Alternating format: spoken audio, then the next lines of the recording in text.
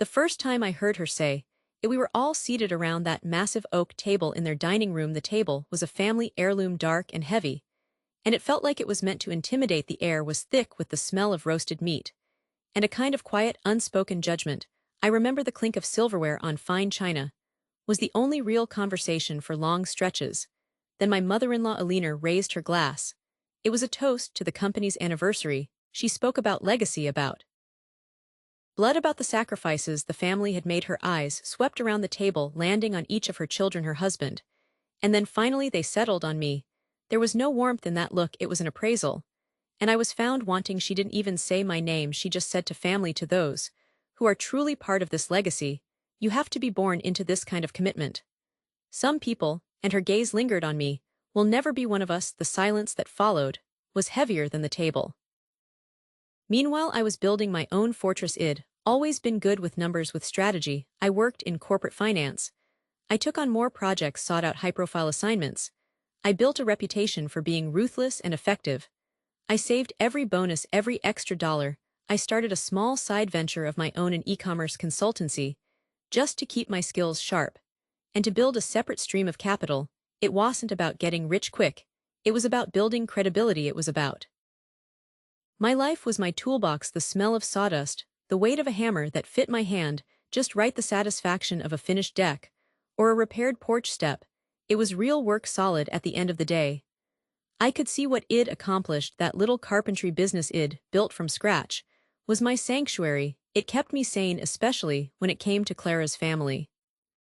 The Harrison Family Enterprises, with its brass plaques and its sprawling offices, felt like another planet to me, a planet governed by different laws, where conversation was a form of combat, and a handshake could have hidden clauses. Clara, my wife, she was the best thing to come out of that world. Shed escaped it in a way, building her own life as a graphic designer, but the shadow of the business and her mother Alina always loomed. I was perfectly content to be an outsider, a polite, smiling visitor at the obligatory Sunday dinners. I'd listen to the shop talk, the endless debates about market fluctuations and quarterly reports, and I'd just nod. It wasn't my world. Alina never missed a chance to remind me of that. I once fixed a wobble in her antique dining table, and Shed said, "Oh, how clever you are with your hands. It's so nice to have a practical skill to fall back on." She said it with a smile, but the implication was a needle. It meant I wasn't a real professional. I wasn't suited for the boardroom. I was the hired help who'd gotten lucky and married the boss' daughter. I learned to let those comments roll off me. They were just the cost of doing business, so to speak, for being with Clara. She was worth every single subtle barb. I saw what the business did to her, the constant tension in her shoulders before a family event, the way she'd get quiet and withdrawn after a phone call with her mother about some new company drama. Her older brother Thomas had been groomed to take over. But he was a bully who thought leadership was about shouting louder than everyone else. The business was a storm cloud over our lives, and I was happy to stand on the periphery, holding an umbrella for my wife, hoping it would just pass us by. But you can't ignore a storm forever. From my vantage point on the outside, I had a clear, unobstructed view of the cliff.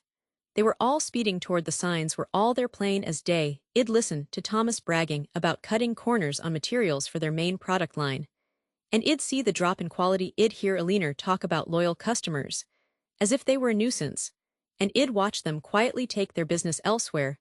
The place was a museum. Their computer systems were a decade out of date. Their marketing looked like it was from a different century. The employees, the good ones anyway, walked around with this defeated slump in their posture. The morale was lower than I'd ever seen in any crew I'd managed. I tried once or twice to offer a suggestion, gently, casually. I remember at one dinner Thomas was complaining about production delays. I said, "You know, my guys, we use this simple scheduling app. It's cloud-based, cost me $20 a month, cut our delays by half, might be worth a look." The table went quiet. Thomas scoffed.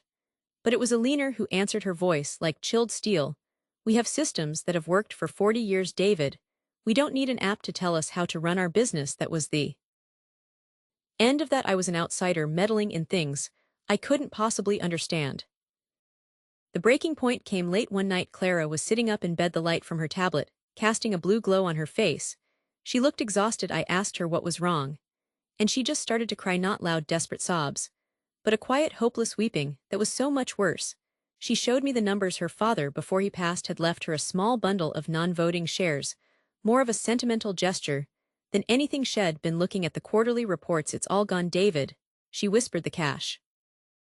Having a war chest they knew nothing about, I made sure my name was associated with success, completely independent of their world. My husband knew I was ambitious, but he had no idea about the specific target I had in my sights. To him, it was just me being driven, me moving past the hurt his mother had caused. Reserves are drained. They've taken out a second mortgage on the building. Mom's retirement, my inheritance, it's all tied up in this. And it's sinking. They're going to lose everything, my dad's life's work. That was the moment I stopped being just a husband offering comfort. The storm wasn't just passing anymore. It was about to make landfall right on top of our home. It wasn't about the business or the money, or proving a point to a leaner. It was about Clara. The fear in her eyes was a physical pain in my chest. This was her history, her family's legacy. And it was about to be dismantled and sold for scrap, taking her sense of security with it. And the employees, the 60 or so people who'd given their working lives to that place, they were just collateral damage in the Harrisons' prideful march to oblivion. I couldn't stand by and watch it happen. I had to act.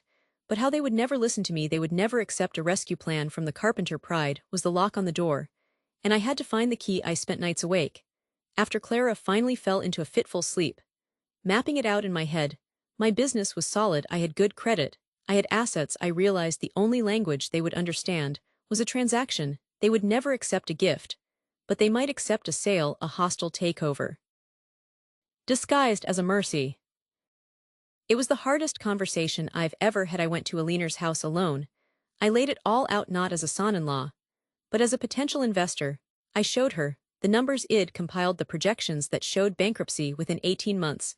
I didn't gloat. I didn't say I told you. So I presented a simple, brutal choice: lose everything to the bank, or sell a controlling interest to me. I would take on the debt. I would inject the capital needed to modernize. In return, I would own 51%.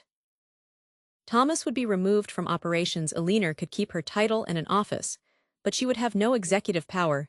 It was a coup. I was seizing control of the kingdom to save it from the incompetent monarchs. The power dynamic in the room shifted so violently, I could almost hear it crack. She was pale, furious, humiliated. But she was also a pragmatist. She saw the truth in the numbers. She signed the papers. The look she gave me was pure, undiluted hatred. I had saved her from ruin, and she would never, ever forgive me for it. The first day I walked into the office, as the majority owner, was the loneliest of my life. The staff looked at me with a mixture of fear and resentment. The carpenter's husband, the guy who'd staged a palace revolt. I called an all-hands meeting in the cavernous warehouse. I didn't stand on a platform. I stood among them on the concrete floor. I looked at their faces, the seasoned foremen with their arms crossed, the young accountants looking nervous. I didn't give them a pep talk. I just told them the truth. I said, my name is David. Most of you know me as Clara's husband. What you might not know is that I run a small carpentry business. I understand deadlines. I understand budgets. I understand that a business is its people. This company has been losing money for 3 years. We are on unstable ground. But I am not here to shut it down. I am here to fix the foundation. I laid out my plan: no layoffs, immediate investment in new software. The crisis came as I knew it would. One of their cornerstone clients, a manufacturing firm that accounted for nearly 20% of their revenue, was acquired by a larger conglomerate. The new parent company had their own preferred suppliers. They dropped my in-laws' business with a 30-day notice. It was like a bomb went off. The family was in panic. Emergency meetings were called. I watched from the sidelines as Alina tried to project calm, but her voice was tight with fear. Robert looked older. Overnight they streamlined their workflow, a review of all supplier contracts, a profit-sharing program for every employee from the receptionist to the lead engineer. I told them their jobs were safe, but that I needed their help. I needed their ideas. I said, you've been here every day. You know what's broken. Tell me, and we'll fix it together. The change didn't happen overnight, but it happened slowly, tentatively. People started to come to my office, not the corner office with the view which I'd left for Alina. I took a small windowless room next to the production floor. They'd bring me suggestions. A junior accountant showed me how a simple change in billing could improve cash flow. A veteran machinist explained a tweak to a machine that would reduce waste by 15%. I listened. I implemented their ideas, and I gave them the credit. I was an unlikely leader. I didn't have an MBA, I had a tool belt, but I knew how to build things, and I knew that a team works best when everyone feels valued when they have a stake in the outcome. We turned the corner within a year. We were breaking even in two. We were turning a modest profit. The employees, they weren't just loyal to the Harrison name. Anymore, they were loyal to the company itself, to the new culture we were building. They started calling me boss. And it wasn't a title of resentment anymore. It was a term of respect. My relationship with Alina is a Cold War. We exchange polite, necessary emails. Thomas hasn't spoken to me since the sale. But Clara looks at me differently. There's a deep, profound gratitude there, a security that had been missing. She's proud of what I've built. I never wanted this business. I never wanted the stress, the responsibility, the fractured family dynamics. But in saving it, I found something I hadn't expected, a purpose, a larger stewardship. It's not about the profit margins, it's about the people who depend on this place for their livelihoods. It's about preserving the legacy of a man I never met, for the woman I love. I didn't conquer the kingdom. I became its reluctant guardian. And in that, I found a fulfillment deeper than any perfectly crafted piece of wood could ever give me. JSON parse, or network error, expecting value line 381 column, 1 char 2090. The first time it happened, I wrote it off. A meeting about the company's quarterly performance, and my wife Sarah was asked to attend. I wasn't. I was in the kitchen making coffee when my father-in-law Robert popped his head in. We're just having a quick chat in the study. Son won't be long. Son, he always called me son. It sounded friendly. But in that moment, it felt like a label designed to keep me in my place. The hired help, the outsider. I nodded, smiled, and said it was no problem, but it was a problem. It was the beginning of a pattern. It wasn't just that meeting, it was the strategy session for the new product line. It was the discussion about refinancing the business loan after a tough year. I was a vice president, for God's sake. I had an office, I had responsibilities. But when it came to the real decisions, the family decisions, I was deliberately excluded. The invitations were always casual, always last minute, always framed as something trivial, just a quick family chat. The message was clear: blood was the only currency that mattered. Tried to tap into their line of credit, but the bank, seeing the loss of such a major client, got nervous. They tightened the terms. The family's personal assets were tied to the business. You could feel the real, tangible fear in their house. The legacy was about to crumble and take them all down with it. My marriage certificate was just a piece of paper. The comment from my mother-in-law Alina was the turning point. We were at a Sunday dinner. The business was struggling, and the tension was thick. Sarah was trying to talk about some operational inefficiencies, and I supported her point. Alina cut me off. She looked right at me with that sweet, condescending smile. She's perfected it. Sweet that you're trying to help, dear, she said. But you have to understand, this is a family matter. The assets, the legacy, it's important. We keep it within the bloodline for the children's future. She meant my children, our son and daughter were sitting right there. She was talking about their future, while explicitly telling me I had no claim to it, no right. The disrespect was so profound, so institutionalized, that it took my breath away. In that moment, something shifted in me. The hurt feelings solidified into something colder, harder. This wasn't just about me anymore. It was about my kids. Their financial security was tied to a business that their grandparents saw as exclusively theirs. What if something happened to Sarah? I'd be shown the door, and my children's inheritance would be controlled by people who saw their own son-in-law as a temporary guest. I couldn't allow that. The decision was made. That night, I would protect my family, my immediate family. I would use the system they so casually dismissed. Lotto, build a fortress around us. The first step was observation. I stopped trying to force my way into meetings. Instead, I became a student of the business from the outside. I paid closer attention to the fragments of conversation Sarah would share, often stressed and confused. I started reviewing internal financial reports with a new forensic eye. Robert was old school. He kept a lot in his head, and he hated the new accounting software I'd pushed to implement. He preferred his spreadsheets, his private files. It was through one of these outdated files, left open on a shared server, that I found the first thread. I wasn't even snooping. I was looking for an old vendor contract, but I found a folder named Personal Draws.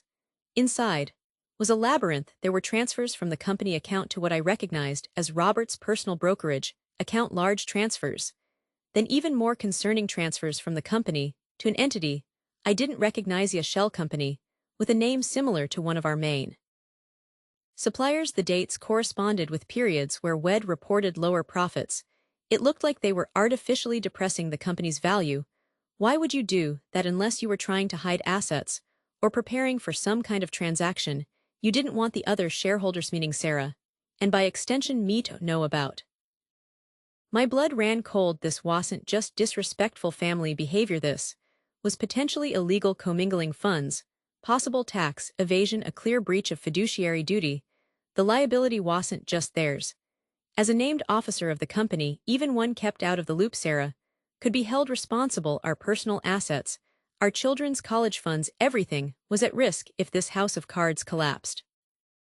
I didn't say a word to Sarah, not yet. The weight of what I suspected was too heavy. I needed expert advice.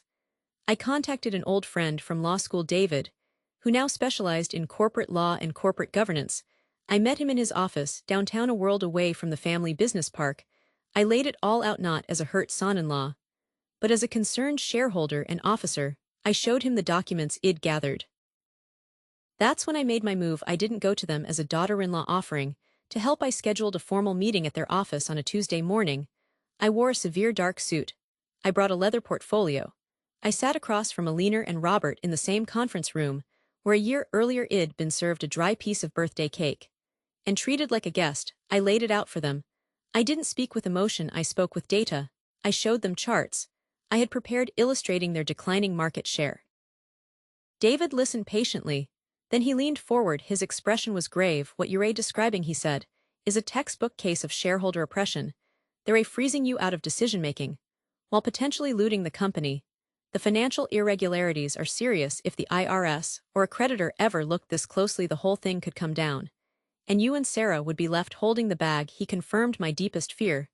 The ethical dilemma was immediate. Do I expose my wife's parents? Do I blow up the entire family, or is there another way?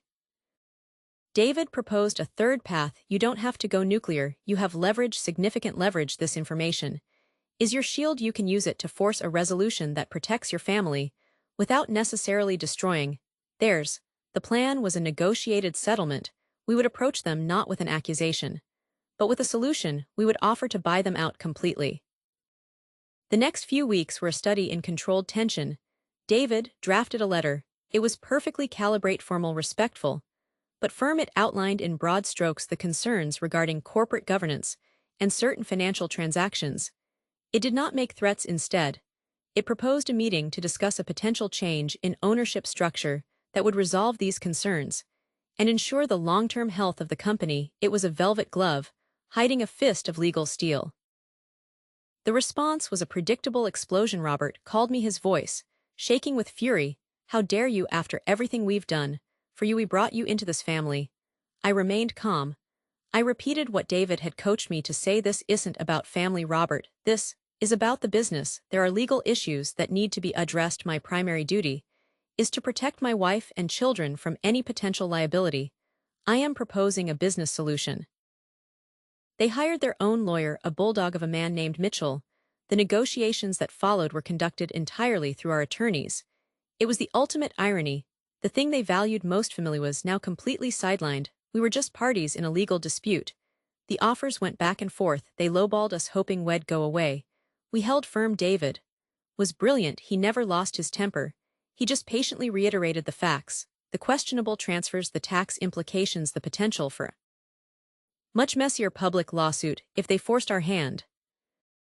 The breakthrough came when Mitchell, their own lawyer, saw the writing on the wall. He must have advised them that their position was untenable. Fighting us in court would mean airing all their dirty laundry, and they would likely lose. The final negotiation session was tense. We agreed on a price, a fair market value. Independently appraised, they would sell all their shares to a holding company I established for Sarah and me. In return, we would sign a comprehensive release, shielding them from any legal action related to the past financial practices. It was a clean break. The day the papers were signed was somber. We met in a conference room at David's firm. Robert and Alina wouldn't look at me. They signed the documents with a furious scratch of the pen and left without a word. There was no victory in that moment, only a profound sadness for the relationship that was irrevocably broken. But beneath the sadness was a solid layer of resolve. We had done the right thing. I outlined their cash flow problem. I presented a clear, concise analysis of why they were failing. I saw the shock on their faces. It wasn't just the content. It was the fact that I, the outsider, knew more about the inner workings of their company than they did then. I made my offer. I told them I could provide a structured loan enough to cover the immediate shortfall and fund a complete operational overhaul. The terms were strict. It was a commercial loan with a market rate interest, and attached to it was a clause and the real work began the next day. The business was ours. But it was a patient that had been neglected for years. The first thing I did was bring in a forensic accountant. We had to untangle the mess. We had to properly account for every dollar that had been commingled. We paid back taxes with penalties. It was expensive.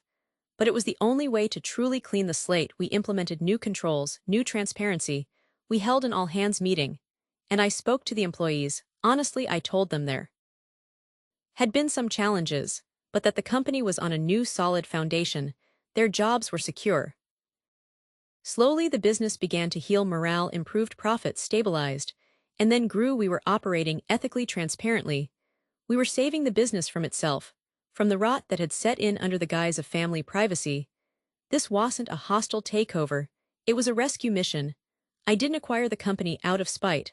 I acquired it to save it from collapse, and to protect my wife and children from the fallout of someone else's bad decisions. Sometimes I wonder if they ever understood that I didn't take their legacy away. I saved it for my children, their grandchildren. I ensured that the company would be passed down to them, not as a crumbling empire built on secrets, but as a thriving, honest enterprise. The method was legal, the process was cold. But the intention was deeply ethical. It was the only way to be truly brave for my family, to choose the hard, complicated truth over the comfortable, destructive lie. The paper trail wasn't a weapon. It was a map that led us out of the dark. You remember that feeling, right, when a single sentence just carves a hole in you? It doesn't just sting for a moment and fade, it burrows deep and sets up a home in the pit of your stomach. A cold, hard little stone of shame and anger. For me, that sentence was, well, you're not really family, are you? We were at their annual summer party, the kind of event my in-laws were famous for. The sprawling backyard, the pristine white tents, the smell of expensive barbecue and perfume. I was helping my wife Sarah carry out a platter of food her mother had fussily arranged. I was just trying to be helpful, to find my place in the constant, subtle performance of their family dynamics. And then my father-in-law Edward started talking about the business. The family business, Hawthorne Sons. Never mind that there were no sons, only Sarah and her sister. It was always sons. He was holding court by the grill, a glass of scotch in one hand, gesturing broadly about a new contract. A big expansion. I made a comment. It was a good comment. I thought something about market trends, based on an article I'd just read. I was trying to contribute, to show I was invested. Edward just gave me a dismissive little smile, a patronizing nod. And then his wife Alina, my mother-in-law, she patted my arm. It wasn't a kind gesture. It was a dismissal, a physical period at the end of a sentence. Option: if they were unable to meet the repayment schedule within 18 months, I would have the right to acquire a controlling 51% stake in the company at a pre-negotiated fair market price. The silence in the room was absolute. Alina looked at me, and for the first time I saw not disdain, but fear. She understood this wasn't a rescue, it was a takeover plan laid bare.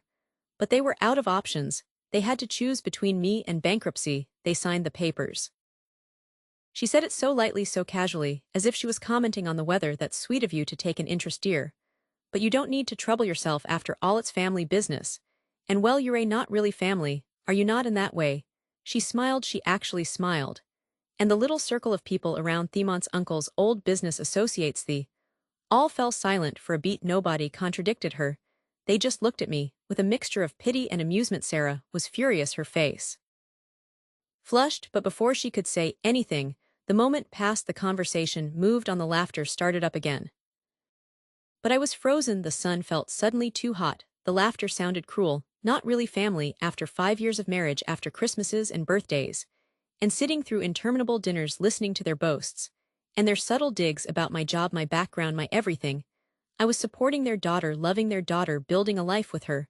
But I was an accessory, a temporary guest, who'd overstayed his welcome. The rage was like a fire in my veins, so hot it felt cold. But underneath it was this terrifying powerlessness. What could I do argue that would just prove her point that I was unstable and outsider causing a scene? So I did nothing. I smiled a tight, horrible smile, and walked away, the echo of her words ringing in my ears. That night, I made a vow. It wasn't a loud, dramatic proclamation. It was quiet and fierce, a promise I made to myself in the dark. I was going to prove her wrong, not with words. Words were cheap. In that family, I was going to prove it with something they understood better than anything else: success, cold, hard financial success. I was going to become so powerful, so undeniably successful, that the next time we had a conversation about business, she wouldn't be able to pat my arm, she'd have to look up at me. That moment became my fuel, my bitter, relentless fuel.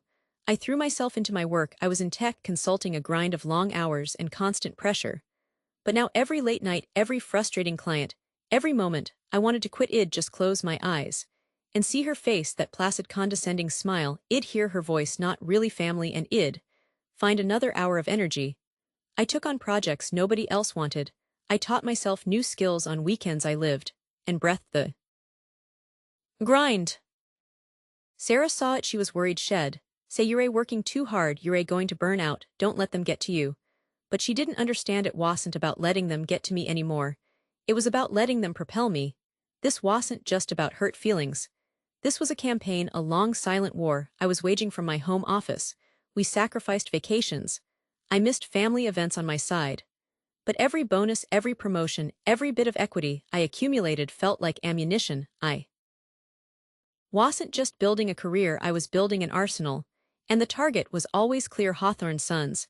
I followed their business, I read their trade publications.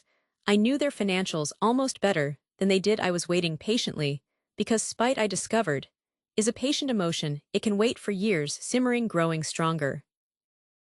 The opportunity came, as I always knew it would. The market shifted. Old traditional businesses, like theirs, built on legacy and personal connections, started to struggle. They were slow to adapt. They dismissed new technology. Edward was too proud to change his ways. I saw the reports, I heard the whispers. Hawthorne Sons was bleeding money. They'd overextended themselves on a new warehouse right before a recession hit. Their creditors were getting nervous. The 18 months that followed were a formality. They were never going to be able to repay the loan. Their attempts to change were half-hearted, hampered by the same old family dynamics. I didn't interfere, I just watched. When the deadline arrived, I invoked the clause. The final negotiation was anticlimactic. Their lawyer was there, my lawyer was there. We sat in a sterile beige room in a bank's office. There were no family heirlooms, no heavy oak tables, just contracts, and pens. Alina signed her name with a hand that. The day I saw the listing, my heart didn't race, it settled into a steady, cold rhythm. The business was up for sale, a quiet, discreet sale, orchestrated by a broker to avoid public embarrassment. They were desperate. I contacted the broker. Immediately, I presented myself not as the son-in-law, but as the principal of a new investment firm I'd created for this exact purpose, a silent, faceless entity with significant capital. I had the money, I had the leverage. I made a lowball offer, a brutally low offer. It was all I could do not to laugh when the broker, sounding embarrassed, said they'd have to consider it. They had no other offers. The day of the meeting arrived. We convened in the very conference room where years ago I'd been given a brief patronizing tour. The same dark, with the same portrait of old man Hawthorne glowering from the wall. I walked in alone, in a suit that cost more than Edward's car. Sarah knew what I was doing. She supported me with a quiet, grim determination of her own. Edward and Alina were there along with their lawyer. They looked old, tired. The strain of the last few months was etched on their faces. They stood when the broker introduced me as the representative from Ascendant Holdings. For a full 3 seconds, there was nothing, just confusion. Then recognition dawned on Edward's face, followed by a wave of purple, apoplectic anger. But it was Alina's reaction. I'd been waiting for her eyes widened, the color drained from her face. That carefully composed mask of superiority didn't just crack, it shattered. Her mouth opened slightly, but no sound came out. She looked from me to the broker, to the papers on the table, and back to me.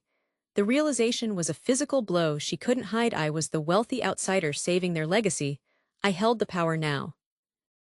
I smiled. It wasn't a warm smile. Edward, Alina, I trust the terms are acceptable. Edward sputtered, this is an outrage, this is a trick. The broker, looking deeply uncomfortable, cleared his throat. The offer from Ascendant Holdings is the only one on the table. that meets your liquidity requirements. Edward the creditors they are insisting. Eleanor finally found her voice. It was a whisper. How could you? This is our family's life's work. I looked directly at her, holding her gaze. I understand. I said, my voice perfectly calm. It's family business. And as we've previously established, I am not really family. Am I? So let's just treat this as a straightforward transaction. Trembled slightly. Robert couldn't even look at me. When it was done, I owned the business, I owned the building, I owned the heavy oak table. There was no moment of reconciliation. No admission that I was now technically part of the legacy. It was just a transaction, a successful one. The silence in that room was thicker than anything I've ever felt. I saw the exact moment she had to swallow her pride. It was a visible, painful gulp. She had to accept it. They had no choice. They signed the papers. I signed them with a flourish. And just like that, the business that had been the source of my deepest humiliation belonged to me. The victory lap was even sweeter than the confrontation. I didn't dismantle the company out of spite. That would have been small. No.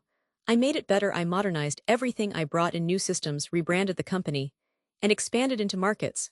They were too timid to touch. I fired the old sycophantic managers and hired brilliant, hungry young talent.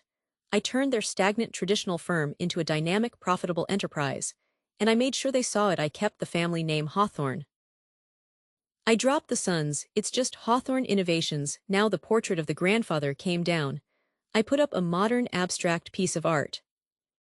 I saw Eleanor at a charity gala about a year later. She looked frail. She tried to avoid me, but our paths crossed near the drinks table. She muttered something about the business, about how well it seemed to be doing. There was no fight left in her, just a hollowed-out respect, which was somehow even more satisfying than her anger. People say revenge is empty. They say it's a hollow victory. Maybe they're right in a cosmic sense. It didn't heal the original wound. That scar is still there.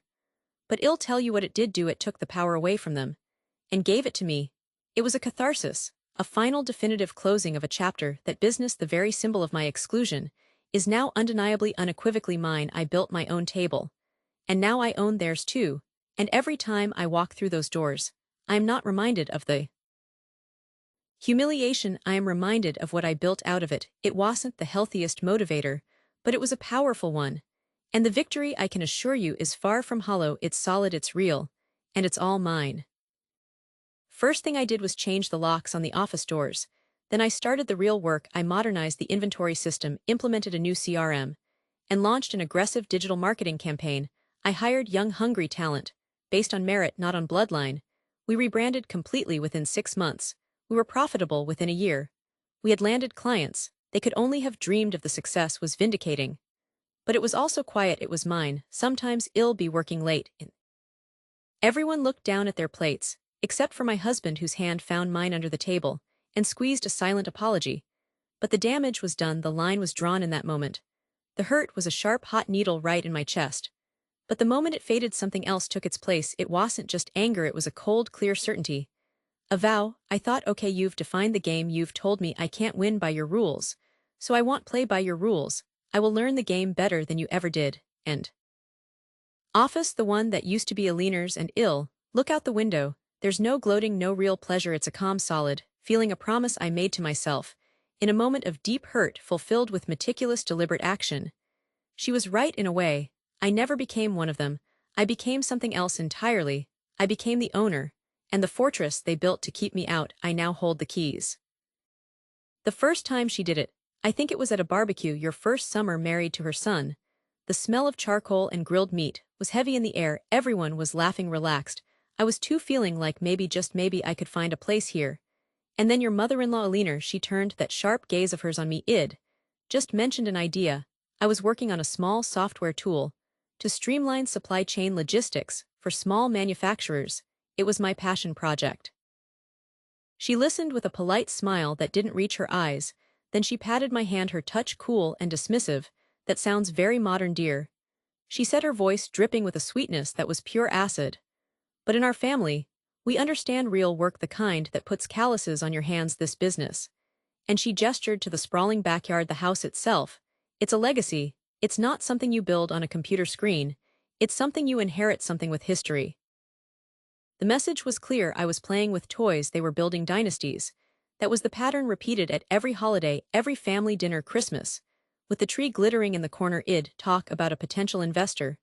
Showing interest and shed steer, the conversation to her son's latest success at the family firm. A business that made industrial valves now, that's a tangible product shed. Say looking right at me, something you can hold in your hand. Not like these internet fads, those come and go, but people will always need valves, won't they? She had a way of reducing my master's degree, my years of work, my dreams, to a quaint little hobby, an outsider's distraction. I was an unworthy contributor to the great family narrative. For a long time, it stung, it made me quiet, I'd shrink into myself at those gatherings, smiling weakly, letting the conversations about gross profit margins and metal alloys wash over me. But after a while, the sting turned into something else, a cold, hard knot of resolve. Every condescending remark, every patronizing smile became another log on the fire. I stopped seeing her words as insults and started seeing them as fuel. If my ambition was so insignificant to her, then I would build something so significant that even she couldn't look away. I worked nights, weekends, holidays, while they were all at the lake house, celebrating some family milestone. I was in my home office coding, networking, building my company from the ground up. I thought of her voice. Every time I hit a wall, it was the best motivation I ever had. And all the while I watched their business, it was impossible not to. It was the center of their universe. And I saw the cracks forming, the market was shifting. Smart connected systems were becoming the standard even in heavy industry. The kind of dumb valves they produced were becoming commodities. I saw it as clear as day at a birthday dinner for your father-in-law. I tried to gently broach the subject. I've been reading about the Internet of Things. I said there's a real opportunity for legacy manufacturers. Integrate sensors, data tracking, it could open up entirely new revenue streams. I will win on my own terms. Eleanor laughed, not a mean laugh, but the kind you'd give a child who's just said something endearingly naive. Oh honey, she said, shaking her head, we've been making valves for 50 years. We don't need to put little computers in them. Our customers know quality. They know tradition. This is how we've always done it. Her son, your husband, nodded in agreement. That was the mantra. This is how we've always done it. It was their pride. And I began to see it as their anchor dragging them down. The hubris was breathtaking. They ignored every warning sign, every piece of market data that contradicted their worldview. They were the titans of industry. And I was just the daughter-in-law with her head in the cloud. Then came the big gamble. Eleanor, feeling the pressure of declining sales, decided they needed to double down, not on innovation, but on scale. She pushed the family to acquire a smaller competitor, a move that leveraged the business to its absolute limits. They took out massive loans, betting everything on a strategy that was already obsolete. I remember the family meeting where it was announced. There was such triumphant certainty in the room. They were conquering new territory. I sat there, my stomach in knots, knowing it was a catastrophic error. But I said nothing. What was the point? They wouldn't have listened. The unraveling was slow at first, then all at once the acquisition was a disaster. The competitors' assets were outdated, the debt servicing costs were crippling. Major clients started to leave for smarter, more agile competitors within 18 months. The business was bleeding cash. The legacy, the thing Eleanor was so proud of, was collapsing under the weight of its own arrogance. The phone calls became frantic. The family dinners were no longer celebrations. They were tense, quiet affairs, filled with worried glances. The vibrant, self-assured woman I'd known was replaced by a gaunt, anxious figure. The business was her identity, and it was dying, and she was dying with it. The day the bank called in the loans was the day the pleading started. It was your father-in-law who called first, his voice thick with shame, then your husband trying to be strong. But I could hear the desperation. They needed a lifeline, they needed a miracle. And they absolutely knew, that the only person who had the resources and the acumen to even attempt a rescue was me, the one they'd mocked, the outsider. The meeting was set in their boardroom, the same room where they'd celebrated the acquisition.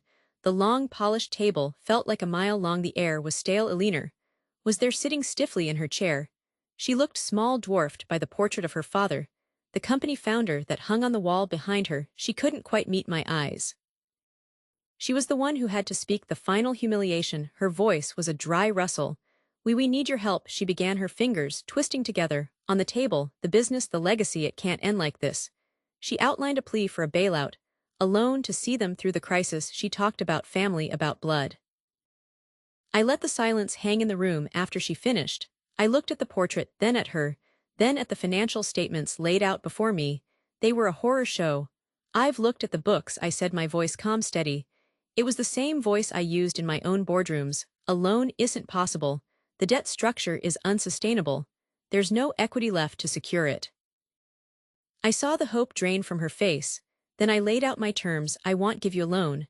But my company will make an offer to acquire the business, all assets, all liabilities we'll take, on the debt we'll give the family a payout. It won't be what it was worth 2 years ago, it will be a fraction.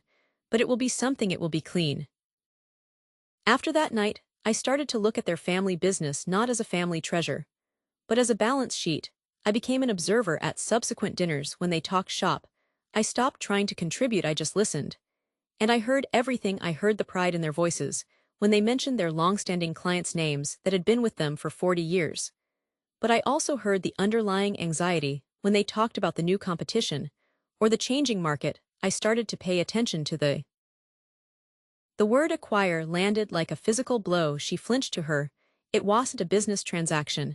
It was a surrender. It was handing over her life's work, her father's life's work, to me, the one who didn't understand tradition, the one with the silly dreams. She had to sit there and accept it. There was no other choice. The alternative was bankruptcy. And that would have been a total wipeout. This at least saved a shred of dignity, a very, very small shred. The papers were signed, the transfer was swift, and then the real irony began. The first thing I did was exactly what I'd suggested years earlier. We integrated the valve production with smart monitoring systems. We turned their simple product into a data-driven service. We retooled the factories not to make more of the same, but to make something better, smarter. The very ideas she had mocked as internet fads became the core of the new business model, and it worked almost immediately. We started winning back clients. Then we started winning new ones within a year. The division was profitable within 2. It was thriving, a leader in a new niche we had created. Eleanor had to watch it all happen. She received reports as part of the settlement shed, see the profit and loss statements, the client testimonials praising the innovative new direction shed drive by the factory, which was now buzzing with activity, with our company's logo prominently displayed. Where her family's name had been for decades, she had to watch from the sidelines as her legacy, the thing she said was built on calluses and history, was not only saved, but transformed into something greater than it had ever been, and it was saved by the principles she had ridiculed. I saw her at a charity gala about a year after the acquisition. She was across the room talking to a small group, but her eyes kept drifting over to me. I was being introduced to someone as the CEO of my company, the woman who had turned around the old Henderson Valveworks. She heard that. I saw her posture change, a slight sagging of the shoulders. There was no anger in her face anymore, just a deep, weary acceptance. And in that moment, I felt the shape of true victory. It wasn't about the money, though that was significant. It wasn't even about the ownership. It was about the quiet, undeniable proof, the proof that value isn't determined by tradition alone, that innovation isn't a fad, that respect can't be demanded because of a bloodline. It has to be earned through vision and competence. She had spent years telling me I had nothing of value to contribute. In the end, the only thing of value left from her life's work was the part I contributed. The karma wasn't cruel. It was precise. Her downfall wasn't caused by some external villain. It was caused by her own dismissal of the future, her own worship of the past. And my rise was fueled by the very ambition she tried to smother. She mocked my dreams. And in doing so, she handed me the tools to buy her legacy. The justice wasn't in my triumph, but in the sheer poetic clarity of the lesson, a lesson she never intended to teach, but one she was forced to learn. You know, the hardest part wasn't the open hostility, it was the quiet exclusion, the kind that's polished to a high shine, so it looks like politeness. We'd drive for hours to their perfect sprawling house. For the holidays, I'd walk in my arms full of pie or presents, and the conversation in the living room would just stop, not all at once, but like a record player winding down a sentence, left hanging in the air, followed by a beat of silence.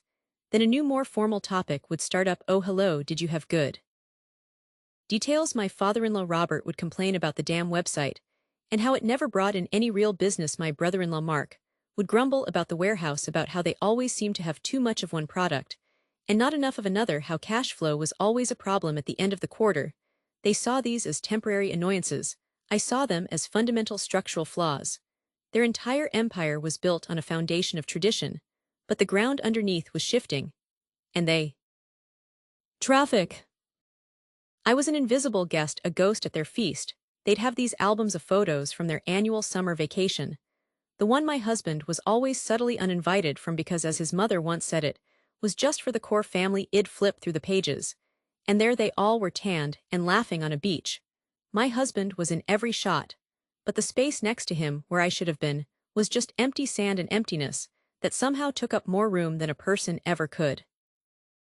The inside jokes were the worst. Someone would say a single word, a name I didn't know, a reference to some childhood incident, and the whole table would erupt. Everyone, except me and my husband, he'd give my knee a little squeeze under the table, a silent apology, but he'd still be smiling at the memory. He was still inside the circle. I was always on the outside, pressing my face against the glass. And then at their 50th wedding anniversary party, my mother-in-law Helen finally said the quiet part out loud. Shed had a bit too much champagne. She swept past me, then turned back, her smile not quite reaching her eyes. You know, dear, she said, her voice sugary and sharp, it's so admirable how you try, you really do. But you must understand, some families are just woven from a different cloth. You can't stitch yourself into the pattern. If the thread doesn't match— she patted my arm— it's not your fault, you just don't belong. The room didn't go quiet that time. The laughter and music just became a dull roar in my ears. That word, belong, it was a watershed.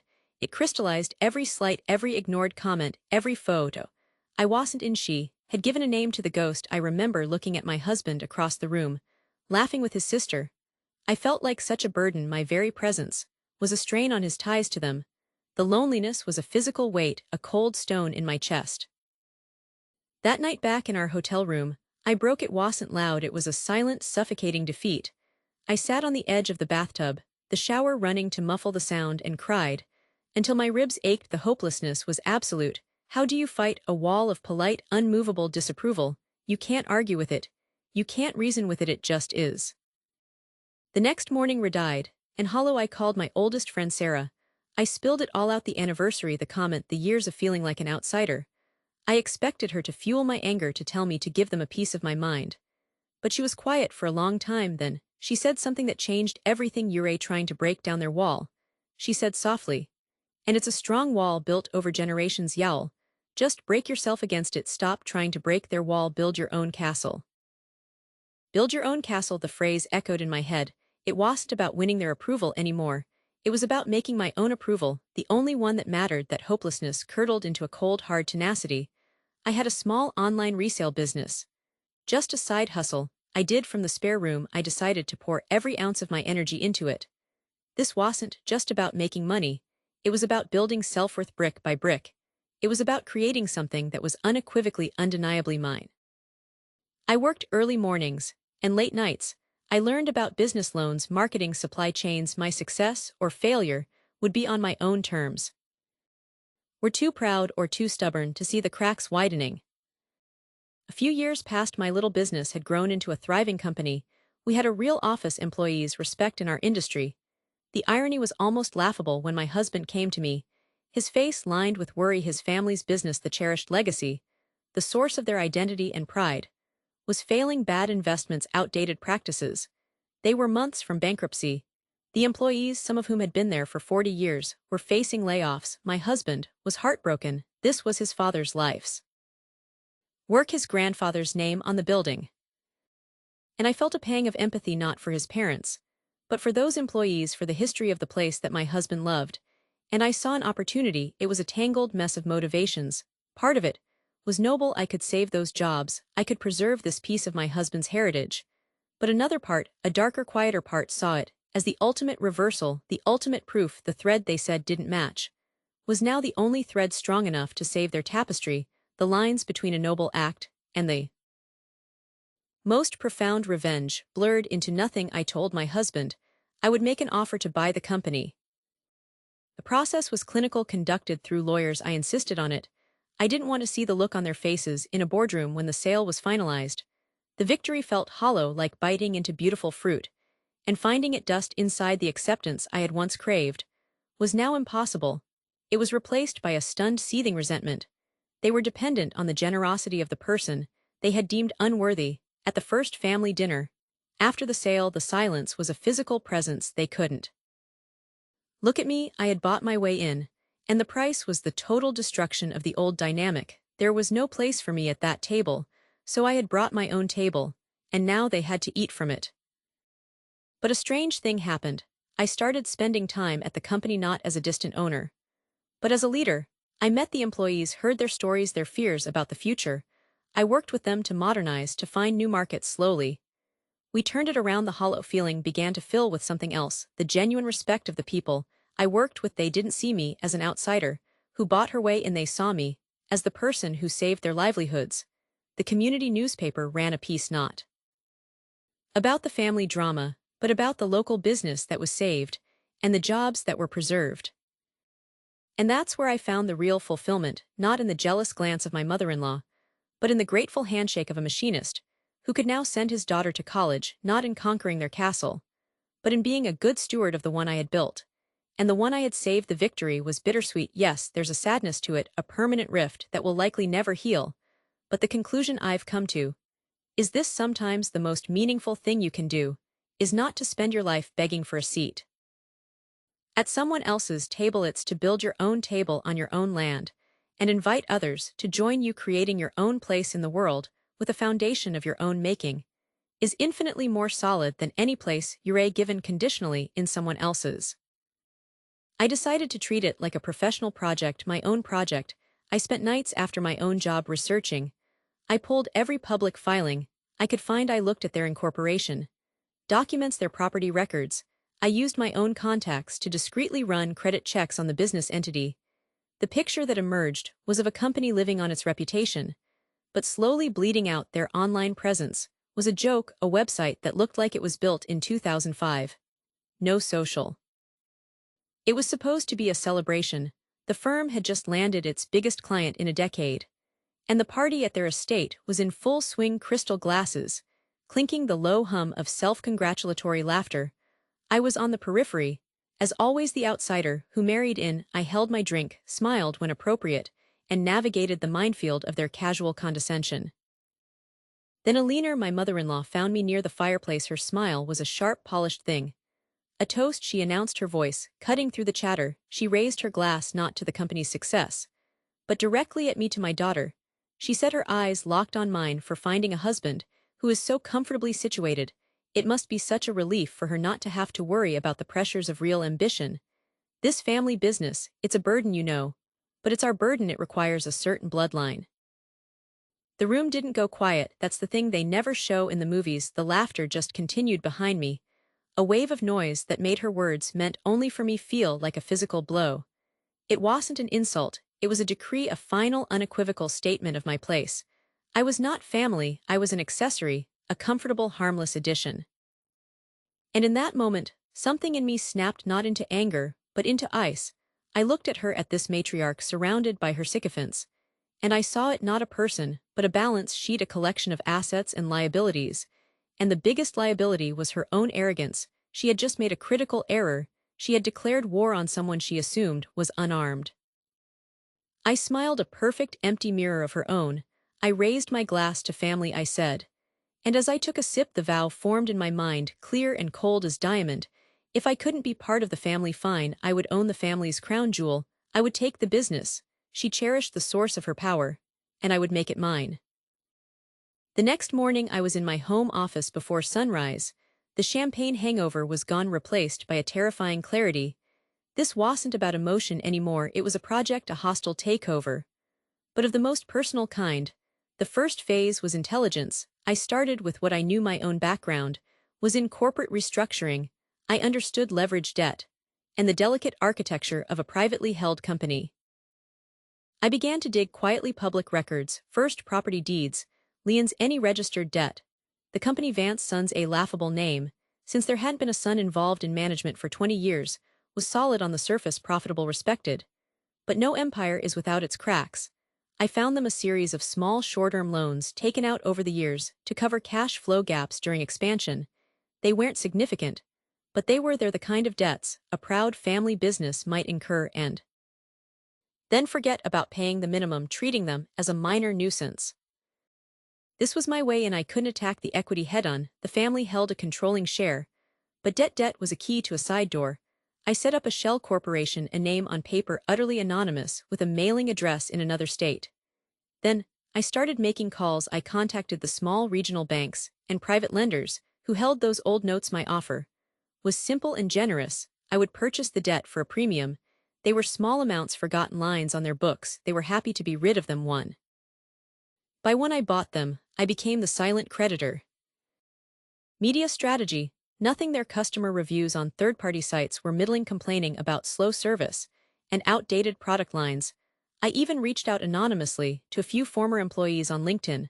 The stories were the same: a great place to work if you were family, but stifling if you had new ideas, high turnover in the marketing and IT departments. They were completely reliant on those legacy clients. And I did the math. The average age of their top 10 clients was 68. They weren't. Simultaneously, I began a different kind of outreach. I knew there were minority shareholders, cousins, who had inherited small stakes, but had no voice, disgruntled former executives, who had been given stock options. I used intermediaries, lawyers, whose discretion was their most valuable asset. The pitch was nuanced. It wasn't about a hostile takeover. It was about unlocking value. I spoke of stagnation, of missed opportunities, of a family dynasty that was holding the company back from its true potential. I offered to buy their shares again at a premium to the estimated value. Some refused, but many, tired of being ignored by a leaner, listened. The shares trickled in. The most dangerous part was cultivating allies inside. I identified the key players: the CFO, a sharp man named David Chen, who was constantly frustrated by a leaner's refusal to modernize financial systems; the head of sales, Sarah, who had seen competitors leapfrog them with digital strategies a leaner dismissed as fads. I didn't reveal my endgame. Not yet. I simply reconnected. I met them for coffee. As the concerned son-in-law, I'd say things like, I worry about the company's direction. A leaner is a force of nature, but is she preparing us for the next 10 years? I listened to their frustrations. I validated them. I planted seeds of doubt, not about loyalty, but about the future. I made them see me not as an enemy, but as a potential solution. There was one heart-stoppingly close call. I was meeting with David Chen at a discreet restaurant 40 minutes from the office. We were discussing a specific bond issuance the company had made years ago, one I was particularly interested in. As we were leaving, I saw her. A leaner was walking into the same plaza, heading toward a boutique. There was no reason for her to be there. It was pure terrible chance. My blood went cold. David panicked. I just grabbed his arm and steered him calmly in the opposite direction. My head down. Don't look back, I said, my voice low and steady. We were never here. We walked around the block, got in our cars from different sides of the lot. I sat in my driver's seat for 10 minutes, hands gripping the wheel, waiting for my phone to ring for the furious call. It never came. She hadn't seen us. The operation was still secure, but it was a stark reminder of the stakes. This was a highwire act with no net. The catalyst came sooner than I expected. A major product launch failed spectacularly. The media picked it up. Vance Sons, a legacy brand, losing its shine. The board was in a panic. A leaner scheduled an emergency meeting to secure a bridge loan to calm the nerves of the major shareholders. She was going to try and rally everyone to double down on the family leadership. I knew this was the moment. The ambush had to happen in the boardroom. It was the only stage grand enough for the reveal. I spent the night before preparing. I dressed with more care than I had for my own wedding, a suit that was armor, a tie that was a noose. The boardroom was all dark wood and suppressed anxiety. A leaner was at the head of the table, projecting a confidence that was starting to crack at the edges. She laid out her plan for the loan, for a return to our core values. She asked for the board's support. That's when I spoke, just a quiet a leaner. All eyes turned to me. I was rarely heard in these meetings. Before we vote, I said, I think the board deserves a complete picture of the company's financial position. I slid a single document across the table. It was a summary of all the debt my shell corporation now owned, a significant percentage of the company's total obligations. A leaner glanced at it, her face a mask of dismissive confusion. What is this? These are minor notes. We service them. Cultivating a new generation. They were presiding over a slow sunset. These notes, I said, my voice calm, are now held by a single entity, and that entity is calling them in immediately. Full repayment is due in 30 days. The room went utterly silent. You could hear the air conditioning hum. That's impossible, she scoffed, but I saw the first flicker of fear in her eyes. It's a nuisance, well, get an injunction. Perhaps, I said, but during that process, the news will leak Vance's son's in debt crisis, the bank's asking for a bridge loan, from will withdraw, it will be a death spiral. Then I played my second card. I looked around the table at the minority shareholders I had quietly acquired at David Chen, who gave me a barely perceptible nod. Furthermore, I continued a coalition of shareholders, representing a combined 3 to 4% of the voting stock, has lost confidence in the current leadership's ability to navigate this crisis. We will be voting against your proposal, and we will be proposing a new slate of directors. The color drained from her face. It was a physical collapse, slow and horrible. She looked from me to David to the others around the table, who would not meet her gaze. The betrayal wasn't just in the numbers. It was in the faces of people she had trusted for years. The kingdom was revolting, and I was its architect. She understood in that moment that she had already lost. The company was mine. The war was over in a 10-minute presentation. The days that followed were a blur of swift surgical action. The board vote was a formality. Alina was removed as chair. Her brother, the complacent CEO, was promoted to a non-executive role. It was a polite firing. I installed David Chen as interim CEO. And a new management team I had vetted for months. I called an all-hands meeting with the staff. I stood before them not as a conqueror, but as a stabilizer. I spoke of continuity, of investment, of a bright future, unshackled from the past. I separated the business from the family drama. I was calm, assured. I was saving their jobs, and they believed me. Now I am sitting in Alina's office. Her things are gone. The portrait of the founding grandfather has been taken down. The room is empty, silent. The door is closed. The silence is absolute. This is the victory, this chair, this desk, this view. I look at my hands. There's no tremor, no regret, just a cold, steady certainty. What I did was ruthless. I exploited trust. I weaponized financial law. I orchestrated the downfall of my wife's family. I can tell myself it was because of the insult, because of the years of subtle dismissal. I can frame it as a necessary correction for a business heading toward decline. But the truth is simpler and darker. I saw a vulnerability, and I attacked it with every tool at my disposal. I won. And in this quiet, hollow victory, I understand the real cost. I am now the thing she always accused me of, not being a person of real ambition. The burden of the business is mine. And it is a burden I chose to take, not through inheritance or trust, but through sheer unadulterated force. The cowardice was never mine, it was hers for thinking the world still played by the old rules. I just learned the new ones better than anyone else.